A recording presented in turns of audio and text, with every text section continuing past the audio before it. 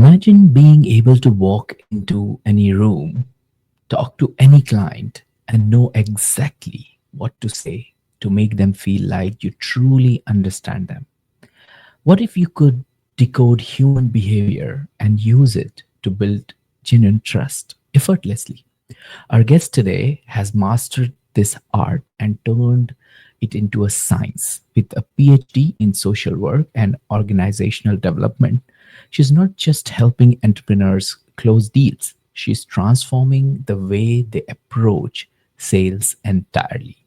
And she's here to share the secrets of the AlikeAbility system that's been revolutionizing relationships in the sales world. Please welcome to the incredible Dr. Nancy Zare.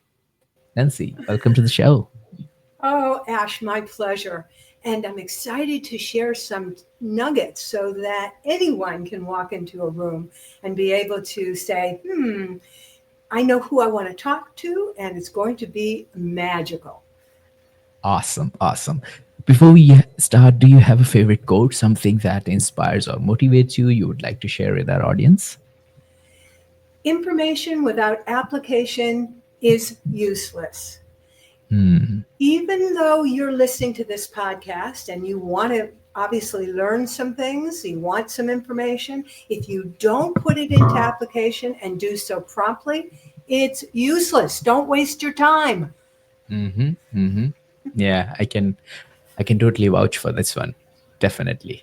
So tell us, Nancy, about a likability system. What does the system do? Who is it for? And what's the main problem you're helping to solve? So, listener, I hope you heard well. It's a likability, not likability. Mm-hmm. Likability, of course, is popularity. A likability is a skill that raises the feelings, the thoughts within the other person of, wow, you get me, we're alike. And Mm-hmm. when people feel you get me, we're alike, they're going to relax and be comfortable with you. The trust will build, the sales resistance drops away, and that opens the door to doing business together. Mm. Interesting. It's something like I've read in one of the book very very long back ago, because I'm not a reader. It was something related to how to talk to anyone and everyone, and then it's like depicting how they move, the frequency they're talking, the way how they're expressing with their body language, etc., etc. It was too complicated for me that time. I think I didn't understand it very well, but I can see where we are going towards. So Nancy, tell us about how usually people connect with you, and then what kind of problems they come to you, which you help them to solve. My playground is LinkedIn. So Mm-hmm. most of the people that I am connecting with come to me through LinkedIn. However, Mm-hmm. I also do some online networking. Hence, Mm-hmm. that's another possibility for us to connect. And once we do connect, then I have a lot of obviously content to offer you, some value. People come to me because they want to generate warm, organic leads and Mm-hmm. turn them into clients without being pushy, aggressive, and salesy. Mm-hmm. Mm-hmm. And that's one of the biggest challenge all the founders like ourselves face at this point of time in this world, right? What actually inspired you to create the Alike Ability System, and how does it transform the sales process for entrepreneurs? So I will candidly share that I did not want to sell as a child or as a young adult. I had wanted nothing to do with sales. I thought that it Mm-hmm. was a manipulative activity. And I'm thinking about Mm-hmm. the used car salesman stereotype or even the play, Willie Loman, I did not Mm-hmm. want to be that kind of person. I backdoored into selling because the government paid for my graduate studies and they paid for me to learn how to implement mental health services into the workplace, which was a great Mm-hmm. connection for me as a person studying psychology and human behavior. I wanted to do Mm-hmm. that. When I graduated, Ash, I discovered you cannot implement a program until it's sold. And that is how I backdoored into selling. I Mm-hmm. wanted to continue to help companies support their employees who had mental health or addiction problems, but I Mm-hmm. needed to sell these services. So I went back to school, not to get a degree, to go to the library.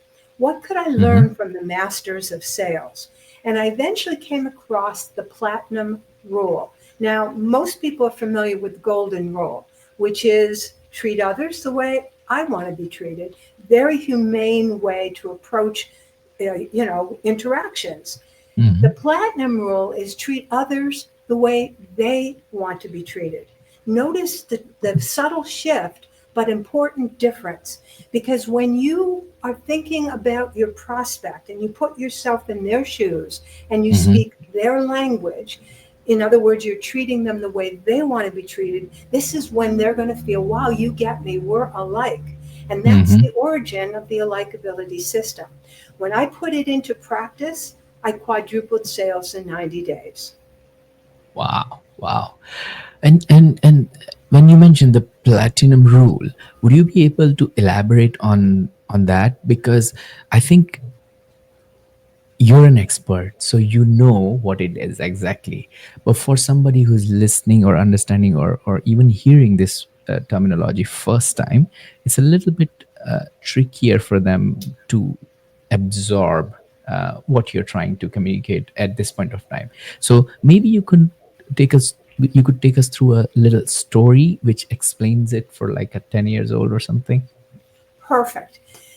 Ash, we're just newly acquainted, but I'd Mm-hmm. like to invite you to my home for a home cooked meal. And Mm-hmm. that's a way for me to express, my generosity, to be able to lavish a gift on you. And Mm-hmm. so if I invite you for a home cooked meal and I serve my favorite foods, notice my favorite foods, I'm speaking my language, I'm treating myself, treating you the way I want to be treated. Without asking about your food preferences, you may be lactose intolerant, gluten free, you may have special dietary restrictions. If I don't, you may be allergic to chocolate. I love chocolate. I mean, all of these things, I could be actually poisoning you, and I don't mean to, with this gift of my home cooked meal. And Yeah. think about it, folks. When you are talking to a prospect, or it doesn't even have to be a prospect, someone you're meeting, and you don't vibe, there's a good chance that you're feeding them the foods that they don't like, and vice versa. And hence, in order to develop a likability and to practice the platinum rule, the best thing is to observe and understand, how is it that they want me to approach them? What Mm. are their values? And let me serve up their values, because this is going to give us an authentic way to connect. Mm. Mm. Interesting, interesting. And before you, s- you know, started putting through this system, a like ability system, how did you validated your idea? That is going to work. That's a great question. Obviously, it worked for me. And I noticed that when I shared it with others and they put it into practice, Mm-hmm. they began getting more contacts, more clients. They Mm-hmm. were being able to not only enroll new clients, but sometimes they had a client previously where they didn't get along, where there Mm-hmm. was some tension, where there was conflict. And by understanding the personality style of the other person, Mm-hmm. it explained for them these difficulties, or these the tension they was feeling, and Mm-hmm. now they had an option how to shift or adjust what they say and do, so that the other person said, wow, again, it's a mental thing, they're not saying it out loud, but they're thinking to themselves, you get me now, I can relax, this, the tension has gone away. Mm-hmm. If I can, I want to share. This was a client at the kind of towards the very beginning of my the Rapport Builders, which is the Mm-hmm. name of my company. Mm-hmm. Very beginning of my serving her, and Jean uh, was married to a fellow, and we never really talked about her personal situation. But the end of working together, I said to her, "What has been the best thing that you've gained from our getting together, our being, my coaching you?" And she Mm-hmm. said, "You saved my marriage." And Mm-hmm. I was stunned. Like I said, we had never talked about her marriage. She Mm-hmm. went on to explain that her husband and she were at the stage when their last child was just about to be launched and go to college, Mm-hmm. and hence they would become empty nesters. And she had in her mind that the way he treated her was so um, unacceptable that as soon as that child started college, she was going to file for divorce. Wow. However, during that last year, her son's senior year in high school, she learned her husband's style, and she understood now that he wasn't doing something to hurt her or criticize her or diminish her, which is how she felt. He Mm-hmm. was just being true to his style. She Mm-hmm. made a very subtle shift, and that is what saved their marriage because now he no longer criticized her. What Mm. was that shift? So let me explain a little further. Jean is very talkative and she's a connector. And she lovingly, every time her husband would share with her about what was going on at the office, she would immediately interrupt to let him know that she honored and loved him and he was doing the right thing. And she was saying all sorts of supportive things, Mm-hmm. Mm-hmm. but he would immediately chastise her and rebuke her for interrupting him. Mm-hmm. And that kind of constant behavior is what led her to think she needed to divorce him because she felt diminished by his negativity. She stopped interrupting. She let him talk without an interruption. And Mm-hmm. that is what, you see, his personality style was very much follow the rules, you don't interrupt, be polite and mannerly. It's my turn to talk, then it's your turn to talk, and so forth. And that is when she stopped interrupting, the relationship was back on track because they loved each other for other reasons, but that one issue is what was dividing her from feeling his love. Interesting. I have came across so many people who, book calls with me to sell their products, and then they keep talking on the call without even asking me if I'm interested or what my requirements are or things like that. I can totally relate to that. This is like hilarious, but like, so easy to understand, isn't it? Great. So Nancy, would you be able to educate our listeners about your likability system? How does it work? What are the different steps? How somebody who wants to upgrade or upskill themselves and get better in sales or selling things would take advantage of the system? Thank you for asking. There are 5 steps to the likability system. Mhm. Obviously, we're not going to cover them all during our conversation, but I'll outline them right now. Step one, number one, is to recognize that there are 4 personality styles. Now, I call them buyers because of the fact that I'm helping people with sales. Hence, how do you talk to your buyer? So there are 4 different buyers. Step two is to recognize what your own buying style is. Why is that important? Because we tend to sell the way we buy. So the values, like my home cooked meal, the values that motivated me to make a buying decision may not be the values that you're going to use. And Exactly. our tendency is to project those onto the other person. Hence, that's why sales becomes a numbers game because we're not talking the language of our prospect. That's step number two, know your style. Step number three is to diagnose your prospect style. I teach my clients to do this in less than 60 seconds.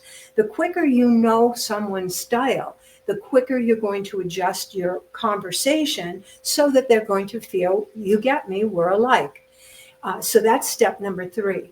And there are 6 different ways you can figure out someone's style. I can go into that later if you're interested. Mm-hmm. Step number 4 is the adjustment. Now that I know what their style is, I need to talk values. So I've asked you what your food preferences are, and now I know what kind of meal to prepare for you that you're going to enjoy. And Mm-hmm. the last step is to go back to my own style, because there's always something that rubs people the wrong way. Everyone's style has pros and cons. So let me understand what some of my cons are so that I can hold back, rein them in, so that, again, I can maintain rapport and maintain a likability. Awesome, awesome. That's very interesting. So you mentioned recognizing personality styles. Number one, own buying style, which Your I have style. never heard before. This was like something new. Diagnose the prospect style, there are 6 ways to do it, and then fourth one is the adjustment.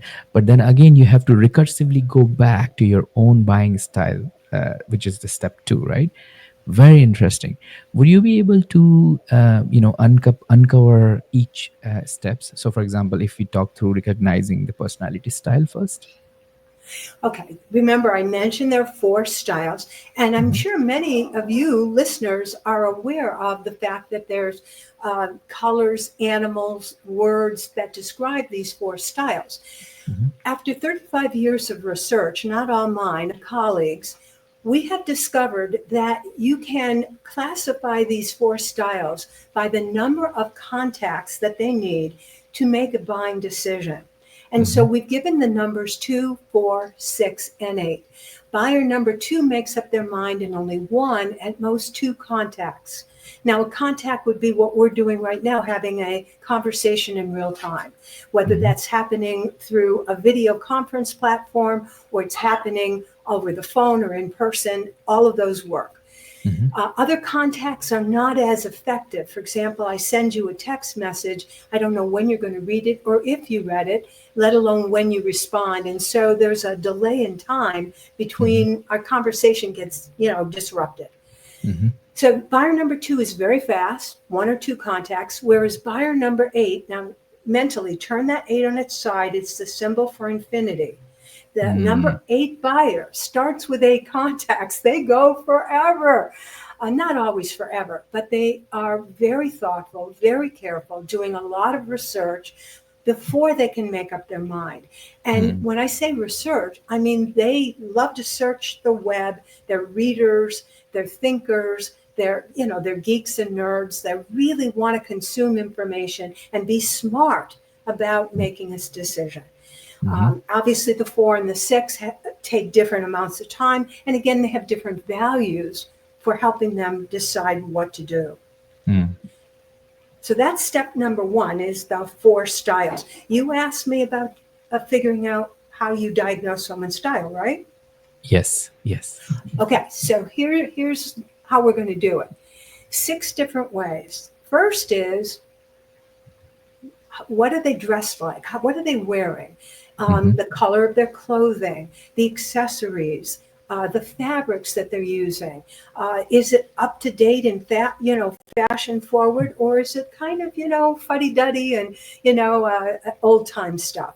All of these characteristics help you identify someone's style. So how they dress, how they mhm, talk, fast talkers, slow talkers, talkers that have lots of inflection, or mhm, talkers who are more monotone and very, like that.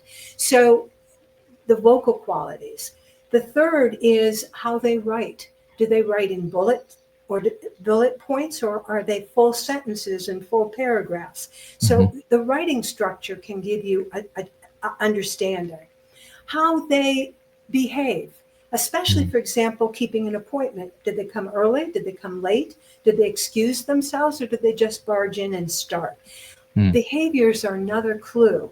The next one is posting on social media. And this is how I help my clients prepare for a conversation with someone on their calendar Mm-hmm. before they've even had a conversation or met them in person.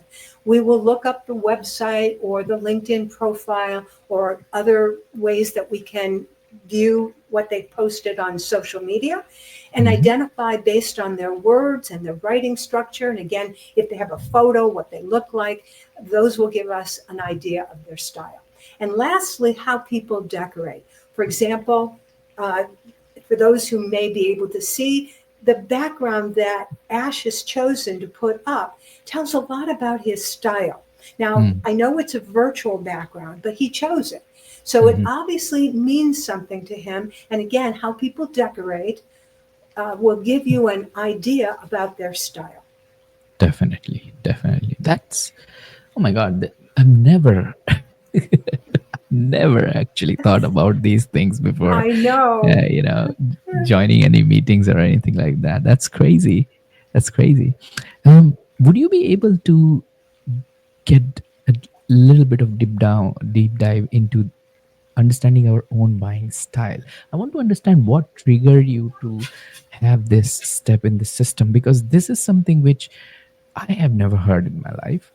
I don't, I haven't seen it anywhere in online or social media.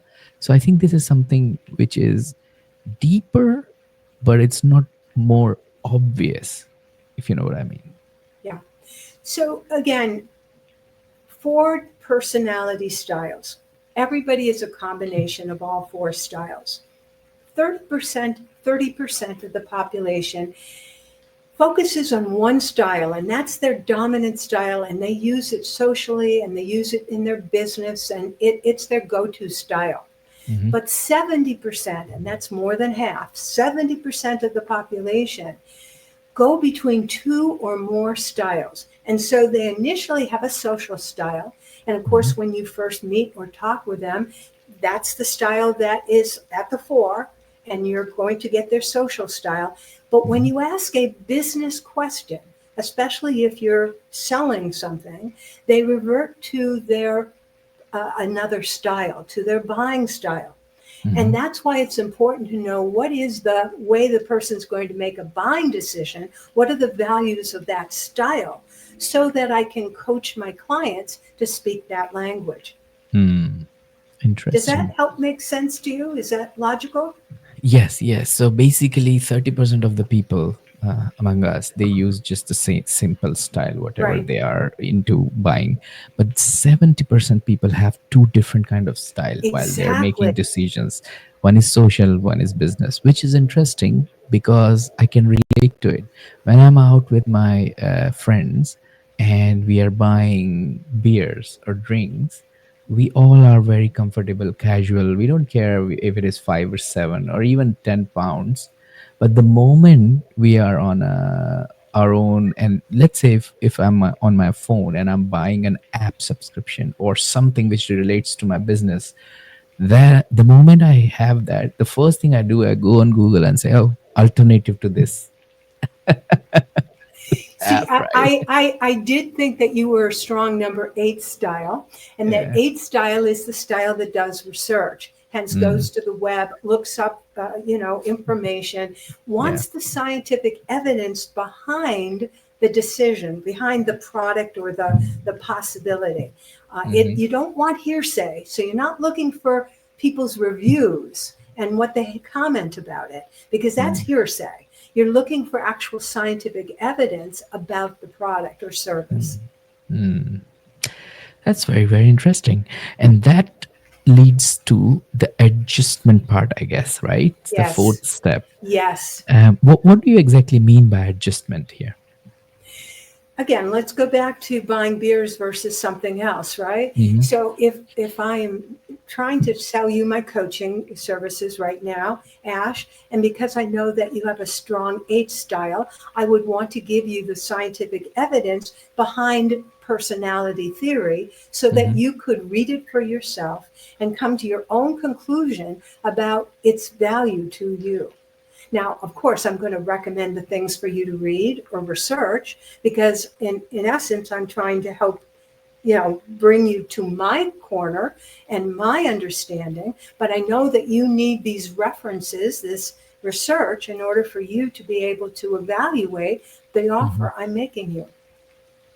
Mm. And based on the style the person or the buyer has, you predict that what kind of approach helps you to make a sale, and that Yes, increases the probability of the deal to yes. happen, isn't it? Yes. Now remember, I called this style the number 8 style, and Hmm. 8 means the person needs 8 or more contacts to make up their mind. Now, it won't all be in person at real time, because a lot of what the number 8 buyer is doing is going online and doing research.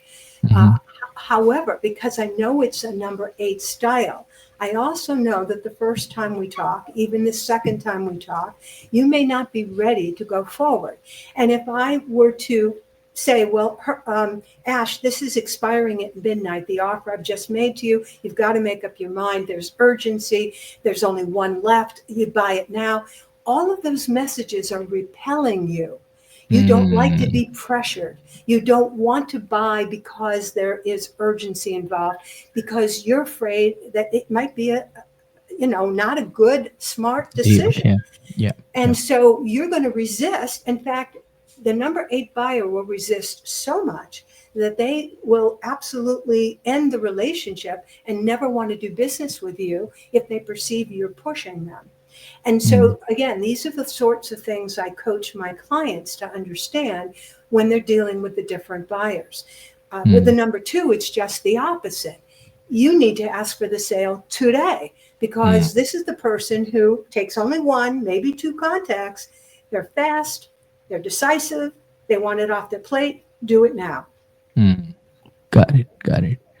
And this is very important because, when you're talking with your prospects, if you understand what kind of decision makers they are, it's easier for you to define or figure out a strategy to approach them. So that's really, really powerful.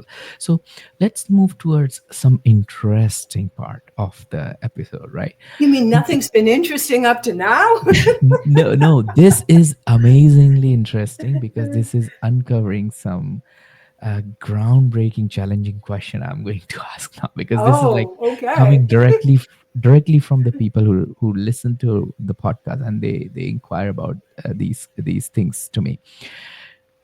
More than 60% people who listen to a podcast, they are more tech founders. They have SaaS platforms, or they have some kind of products in the tech industry. So for hypothetically, let's take a situation of my startup, which is Art Circles, where we are our biggest competitor of Meetup.com. You might have used Meetup.com for events, right? So that's what my SaaS platform is. Now, my strategy, and this is the question I have heard quite a lot of time from different founders on the show, that um, what is the way to even reach to these prospects? So for example, in my case, I go to the LinkedIn and search for meetup admins, right? There are a lot of people, they have their full-time jobs, like they are like VP of a banking organization, but that person also loves fishing. So that person actually is also a meetup organizer or an admin on LinkedIn. I reach out to them. I say, "Oh, you will pay around $168 for 6 months, so almost $300 a year to manage your group. You can utilize our platform to do the same thing in a better way with cheaper pricing." My conversion rate is, when I speak with 10 people, only one person signs up. So I must be doing something wrong, right? I should get See, at that's least. called sales as a numbers game, Yeah. and yes, you're right. Nobody wants those percentages. It means you're working harder, not smarter.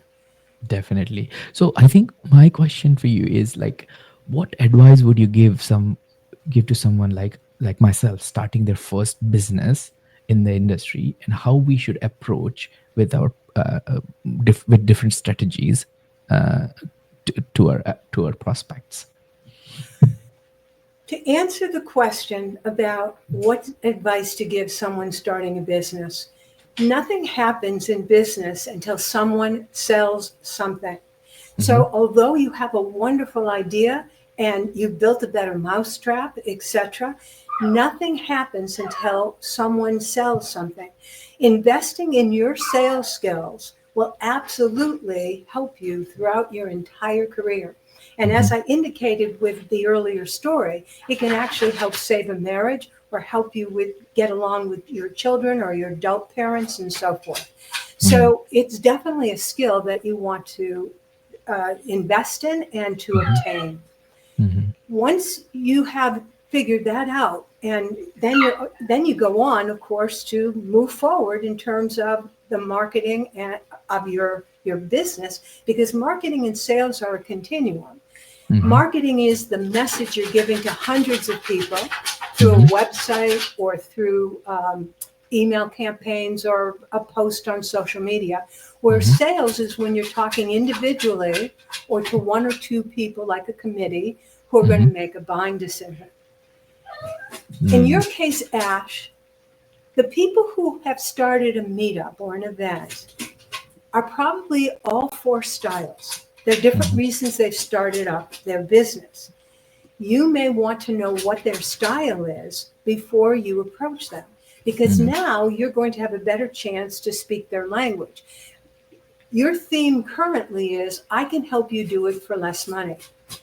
There's only one style that will listen to the less money message and say to themselves, we're alike, let's talk more. Hence, that's why your closing rate is small. Very slow. Yeah. Okay, so I need to figure out all other 8 styles then, I guess. No, remember, only four styles. They're not 8 styles. 2, 4, 6, and 8. Those are the numbers, but there are four styles. And actually, if you were my client, I'd be counseling you that of those four styles, only 2 of them are probably in your ideal buyer persona range. And the other 2, you want to refer to somebody like you who specializes in those styles. And they can refer people to you and you to them, because you're going to be a happier camper when you are serving people who are more like you. Does that Yes. make sense? Does definitely, definitely. Because I don't think so. I have ever asked anyone on our first call to make a purchase. Never did. The first call is just demo how the software works, things like that. And then I always ask them, is there anything else I can help you with? So I think that's something which I have to figure out. Well, again, I have some ideas for you. This is not the time or place for us to discuss that. Yeah, But yeah. definitely, when you understand your ideal buyer persona, and the AlikeAbility system will help you figure out who that is and tell you what the style is. We'll also tell you the exact words to use that will attract that person so that you can use that in your marketing and your copy. Great stuff. Great stuff. So let's talk a little bit more about you and a likability business as an entity. Um, can you share a story of your first customer and how it felt closing the deal? Because again, you're teaching them about sales, but you might have used the system for the same thing, right? Oh, yes. It was, well, anyone who's made their first sale as an entrepreneur, you are glowing, you are excited, you are happy beyond measure, Yeah. because it's validation that what you're offering, a third party, your new client, has now said it's valuable and they're Hmm. willing to exchange money to get it. So Yeah. it's an amazing, wonderful feeling. Of course, since then, more and more, as you get more clients and you see their successes, it continues to validate and confirm for you that what you're offering has value. And so when you're in a low spot, and again, listener, think about that, because we all go through that roller coaster ride where we feel excited and then deflated. So when you're in that low spot, go look at some of the testimonials or think about some of the people you've helped who have benefited from your service, so that you Hmm. know that what you're doing matters. Definitely. Because ultimately what happens is when you make your first I still remember when I made my first sale. I was somewhere in the Midlands on my holiday and I looked into my phone and I was like, whoa, I got my first customer. I was like literally rolling around telling everyone. I was like, and it was nothing. I would have spent that money like on a weekend for a meal. But it was a sale for my product, for my idea, right? That was amazing, right? So yeah, that was cool. Great. A very weird question. You might have not been asked this before, but what's the story behind choosing your startup's name or brand identity here? Well, as you can tell from what I've been sharing with you, a likability came from people saying we're alike, and it's the ability or the skill to create that feeling of being alike. So when I came up with that name, I was thrilled. So that's how Mm, the name came about. The brand, which people, if you're listening, you may not be aware of it, but I'm wearing a hat, a cowboy hat. Um, and I actually have four different colored hats to represent the four personality styles. And so the brand initially came about because entrepreneurs wear many hats, but the ones they dislike the most is the marketing sales function. Hence, mm, that's what the hat represented. And again, the four colors for the four personality styles. But would mm. you like to know really what's behind it? Definitely. Okay, not a lot of people know this, so this is a little tidbit about. I'm only 5 foot inches, so Mhm, if you're using meters, you're going to have to translate that. But 5 foot is mhm, relatively short, and I love to speak to audiences live, and I would walk in the among the audience. Now I'm 5 foot, so a 5 foot person walking among an audience sitting is not that visible. By mm. putting on a nice tall hat with a big solid hunk of color, I Mhm. stood out. And so that's Wow. how the hats really came to be. That is amazing. Like it's like a hack you have like in a real world, right? That's cool, cool. Cool. And can you walk us through the most creative or unconventional sort of solution or advice you have implemented to solve a major problem for one of your mentees or customers? That is, I've never been asked this question. And of course, a lot of what I do, I think, is creative and unconventional. And that's because most people who are identified as a sales coach or sales trainer, one is focused on techniques and tactics that you use to sell. Hmm. And there are typically people are like, how do you close and what questions to ask and how do you handle objections? Those are the typical things people teach. But Hmm. notice that my focus has been on the buyer, not the seller. How can you identify how buyers buy? Which, by the way, is the name of my video program. How Hmm. buyers buy. You need to figure out how this person in front of you is going to make Hmm. a buying decision. And so Hmm. to me, by being able to not only identify the numbers, but being able to come up with a quick schema, like I said, in less than 60 seconds, my clients can identify, have a very good guess as to how that person's going to, their personality. Hmm. And so their personality, by the way, just a smile is all that it takes to identify someone's style. Now, will you Hmm. get it 100%? Not necessarily, but you're on your way to then having a conversation that will be in alignment with your Hmm. prospect. So I'd have to say that that's probably my most creative, unconventional solution. Look at someone's smile. Yeah, and then you can tell. Yes, and then you can tell. So are you prompted now to ask a follow-up question about the smile? I want to, but I don't know if you will approve that. No, I will listen. You've got me here. The listener Okay, wants to know. I I mean, you don't want do. them banging on your door saying, Ash, you should have asked her. Okay. Okay, let's put it. What is the secret Okay. of the smile? Okay. Remember, 2, 4, 6, and 8 are Yeah. the four buyers. The number Mm-hmm. 2 smile is smug and confident. It's got attitude. Mm-hmm. They usually, I mean, I know that it's a smile, and they may or may not actually show their teeth, but they have attitude. And you can tell that they are just feeling like, aren't you lucky you're getting to look at me? Wow. Wow. Number 4 smile is this warm, effusive, genuine smile, like they're going to reach out from the two-dimensional, picture and want to give you a hug. Their Okay. eyes are crinkled, the mouth is open wide, their whole face, their whole body is smiling. Mm-hmm. The number 6 smile is very reserved. They have spread their lips so you see their teeth.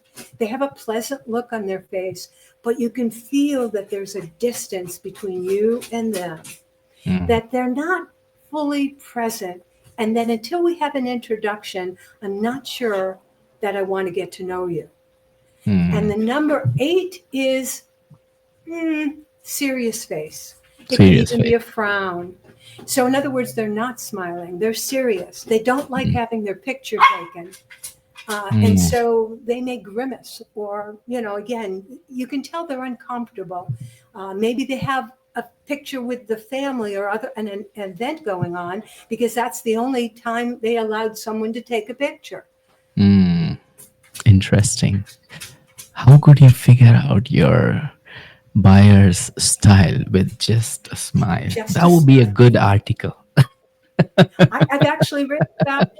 I have, I posted on it. So yeah. Oh, perfect. Perfect. I'm going to read it then. Great stuff. Cool. Well, Nancy, I'm having so much fun with this conversation. Trust me, I want to go forward, but like we are limited with the time and I want to fit in all the questions. So is that okay if we proceed to the next part of the episode? Yeah, I took Okay. you on a detour. No, but I loved it. I loved it. Great stuff. Cool. So I do it this thing with all of my guests that I take them through what we have discussed today, and then potentially you can tell me if we have missed something here. So you found out while you were studying that the primary skill set you one person need is to understand how the sales work, how the marketing works. So that's why you started like ability as a system. You validated it through with real implementation by helping other people and your friends and family to implement it, and then you started seeing results, which is a very good technique to validate it. And then you mentioned about the golden and the platinum rule, whereas the golden is treating others as you want to be treated, but the platinum is treating others as how they want to be treated, the other people, right? So that's very, very important. And then we went through the four-step system, which is a like ability system, where is recognizing the personality style, understanding your own buying style, diagnosing the prospect style, and then adjusting the style to communicate with them. And then again, recursively, the fifth step is to go back to your own buying style and understand how it works. And then the last bit, which I thought really, really cool, is there are four different kinds of personality styles which people have. 2, 4, 6, 8. I think I put myself into 8, but I don't know if that is right or not. But yeah, smugs, huggers, reserved smile, and serious face. So I think that's like covers everything, right? Anything you think we have missed here or we need to draw for our audience? I am tipping my hat to you, Ash, for having listened so carefully and diagrammed it so beautifully. I hope that your viewers, not if you're listening as a podcast, you really need to take a look at the beautiful chart that he's created. It really is captivating. Thank you. Thank you. Thanks, Nancy. Perfect. Okay, great. So let's move to the next part of our interview, which is basically I have six quick fire questions for you, and you can Okay, answer them as quickly as possible. You ready? show. Great. What are the top three strategies to generate more leads and convert these leads into customers in 2024, 2025? So, top strategy is you need to be active on LinkedIn. There are over 1 billion members, and there's a whole strategy I teach about how to use LinkedIn to develop relationships and go on to convert them into clients or referral partners. Perfect. What book would you recommend to our audience and why? Oh, there's so many books. Probably Think and Grow Rich is one that comes to my mind because it really is about mindset. Mhm. And you need to understand that it's not external circumstances, it's what's in your mind that either allows you or inhibits you from success. Got it. Got it. What's one attribute or characteristic in your mind of a successful founder? Persistence, Hmm. that not give up, and you have a vision and you are committed, maybe committable, but you're definitely committed to seeing that vision come to fruition. Hmm. Interesting. And what's your favorite personal productivity tool or habit? Probably for me, I have a new tool called Kondo with a Kondo, which is helping me stay on top of my direct messaging and LinkedIn. And I am Mhm. using it at least an hour every day, and it works. Perfect. I would love to learn more about it. So maybe I'll follow you on LinkedIn and then get to learn more. Cool. What's the new or a crazy business idea you would love to pursue if you had time?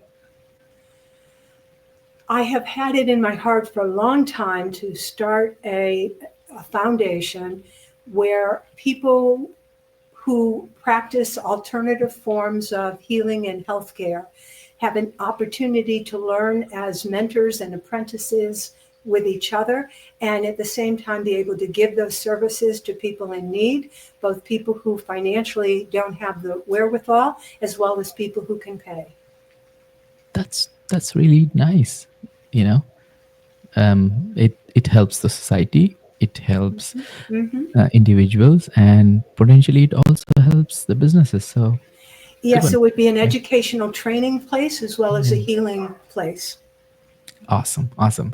And last but not least, what's an interesting or fun fact about you that most people don't know?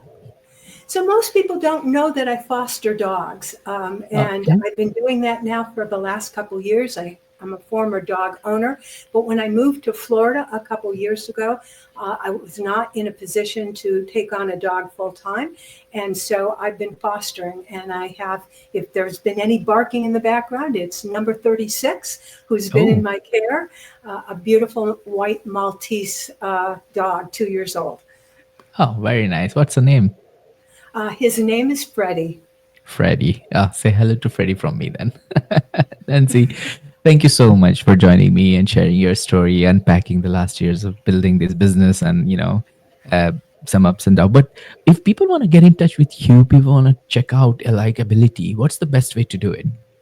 Go to LinkedIn. I'm on Mm. LinkedIn all the time, and it's just Nancy Zare. If you spell my name correctly, it rhymes with care. It Hmm. starts with Z or Z for the last letter of the alphabet, ARE.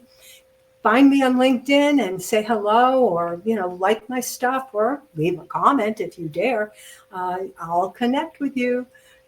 Perfect. Nancy, thank you so much for joining us today and sharing your inspiring journey and the impactful work you're doing.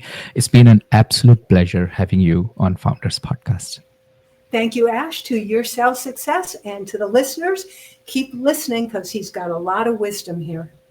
Thank you so much, all, for tuning into this episode of our Founders Podcast. I hope you had a founder conversation with Nancy insightful and inspiring. Please go to LinkedIn, search for Nancy Zare, Nancy space Zare. Connect with her, send her messages, bombard her inbox with lots of messages. And if you enjoyed this episode, make sure to subscribe to our podcast and stay updated on our future interviews with proven founders and industry experts. Stay inspired, stay motivated, and keep building.